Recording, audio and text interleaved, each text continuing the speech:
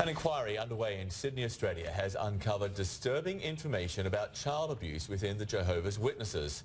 Church representatives revealed that more than 1,000 members have been identified as child sexual abusers since 1950. The Commission learned that of those hundreds of cases, none was reported to police.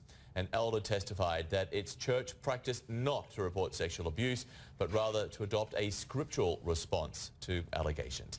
Emma Hannigan with Australia's SBS has been following the hearing. She joins us now live from Sydney. So Emma, this is a wide-ranging royal commission. It started with allegations of child sexual abuse into the Catholic Church, and now it's investigating the JWs, Jehovah's Witnesses. The evidence so far has been particularly damning. It certainly has, Joan. I mean, the Royal Commission heard that, as you said, 1950, 1,006 alleged abusers have been identified to the Jehovah's Witnesses. Now, that was 1,006 people, not 1,006 cases, so we don't know how many cases were, but none of these were reported to authorities. Instead, what the church would do is they would investigate the claims themselves. This often involved bringing the abuser and their victims together to discuss their claims of abuse. A victim, identified only as BCB, was groomed and sexually abused by Bill Neal, a respected elder, from the age of 15. When the abuse finally emerged, she was summoned to a meeting of elder men that included her abuser. Bill Neal, who's now dead, admitted the abuse. I found the experience of reporting my abuse to a room full of men, including the man who had abused me, very distressing. She was also asked not to discuss the abuse with anyone else out of respect for her abuser and his family. Thinking back, I now see that I was being asked to respect the man who had done those things to me, but nobody was offering me any respect or proper support. The Royal Commission heard that of the 1,006 alleged abusers identified to the Jehovah's Witnesses since 1950, not one single person had been reported to police.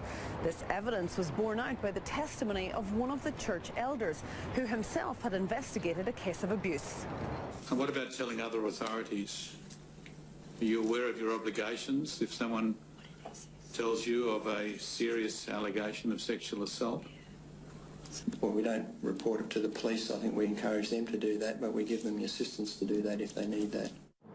Church elders could now face criminal charges for concealing the abuse. The Commission also heard that the church only believed victims if the alleged abuser confessed or there were two witnesses.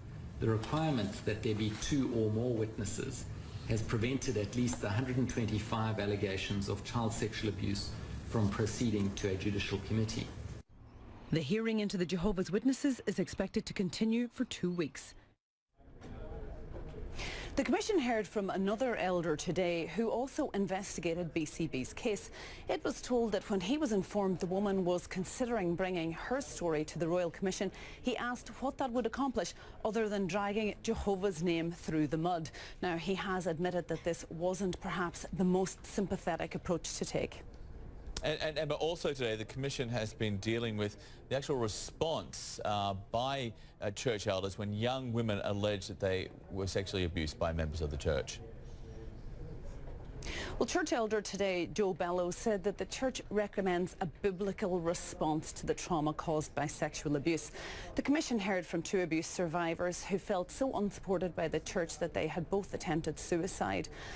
Now, they say that they've never been offered any compensation, they were never offered any counselling, and the church themselves has said that perhaps this is something that they need to consider.